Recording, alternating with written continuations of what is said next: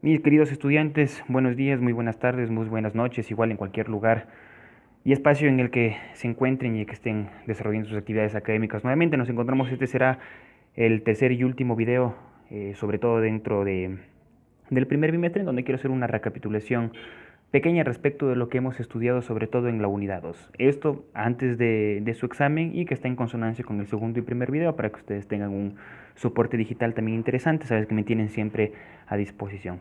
Dentro de la unidad 2 nosotros habíamos, bueno, recordemos que dentro de la unidad 1 nosotros habíamos recapitulado que estábamos estudiando por qué las cosas son como son, estudiando desde la sociología, y ahorita quiero dar un paso siguiente con la unidad 2 que significa por qué nos comportamos como nos comportamos. Es decir, si ya entendemos esta estructura social en la unidad 1 que nos determina qué reglas, qué roles, qué es lo que estamos asumiendo, ¿por qué nos comportamos como nos comportamos? Y aquí nosotros comenzamos a introducirnos dentro de la ciencia política, y la ciencia política a través de diferentes escuelas nos va a dar, desde la perspectiva de cada una de ellas, diferentes respuestas. Entonces, primero partiremos diciendo que las ciencias sociales, y esto quiero que se lo graben mucho, siempre han estado identificadas como ciencias que no han sido o que no llegan a descubrir qué es lo que la ciencia realmente puede llegar a determinar, como las ciencias puras o las ciencias exactas. Sin embargo, Coiré dirá que nosotros no tenemos que llegar a investigar qué es el cómo de lo que nosotros investigamos, sino el por qué, es decir, llegar a la causa última, recuperar nuestra naturaleza inquisitiva, que es el verdadero reto de cualquier cientista. Partiendo de ahí, nosotros en la unidad 1, sobre todo en la semana 4, introduciéndonos a la ciencia política, quiero que empecemos a redefinir la política. Generalmente la política ha sido identificada como un acto sobre todo conflictivo, y esto porque ha sido ella identificada con la política partidista. Sin embargo, Lethwich, como ustedes ya sabrán hasta este momento, genera una definición que es mucho más interesante y la vuelve no abstracta, sino mucho más amplia. Y él dice entonces que la política también tiene que ser identificada con los criterios de cooperación, y sobre todo que se encuentra en la distribución, uso, reproducción y generación de recursos biológicos, sociales, políticos, económicos, culturales. Es decir, Ledwidge dice la política está absolutamente en todo. Y lo que es necesario entonces a través de ello es redefinir la política. Si pasamos a entender que la política no es únicamente partidista, sino que la política también se encuentra en absolutamente todos los espacios en los cuales nosotros nos desenvolvemos, llega a entender que nosotros tenemos que ser responsables con la política y tenemos que saber de política y no podemos ser analfabetos políticos, lo cual me parece una posición bastante interesante. Partiendo de ahí, en la semana 5 y luego de entender el concepto de política, nosotros empezamos a buscar estas respuestas de por qué nos comportamos como nos comportamos desde el punto de vista de las escuelas, y quiero ir resumiendo un poco lo que nos diría cada una.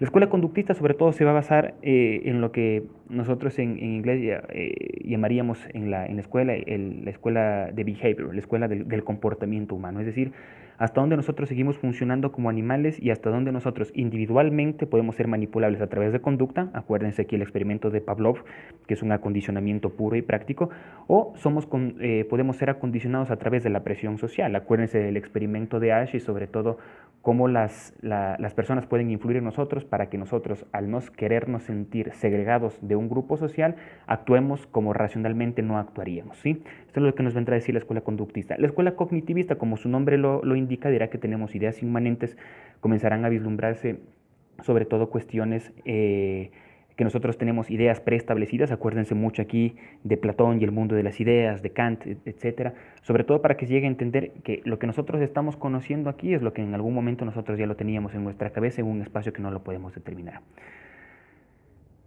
Finalmente, nosotros pasaremos un poco al terminar la unidad 2 y terminando la semana 6, hablando de teoría de sistemas. La teoría de sistemas es una teoría que nos va a ayudar a que nosotros entendamos cómo el sistema político funciona a través como la teoría de juegos, a través de sistemas. Y tenemos una black box en donde entran demandas, en donde aquí se enmaraña absolutamente todo y luego salen los resultados, y esto nos servirá sobre todo para que nosotros vayamos entendiendo cómo funcionan estos sistemas de diversos autores. Uno nos dirá, por ejemplo, Parsons nos dirá, vean, yo creo que los sistemas generalmente, o la base de todo sistema es la cultura, y a raíz de eso tenemos más subsistemas. Otros nos hablarán como Easton de la caja negra, etcétera, y cómo funciona un Estado. Finalmente, el neoinstitucionalismo nos dirá que no importa la conducta, no importan las ideas cognitivas, no importa tampoco la cultura o los sistemas, sino que lo que importa es la verdaderamente institución.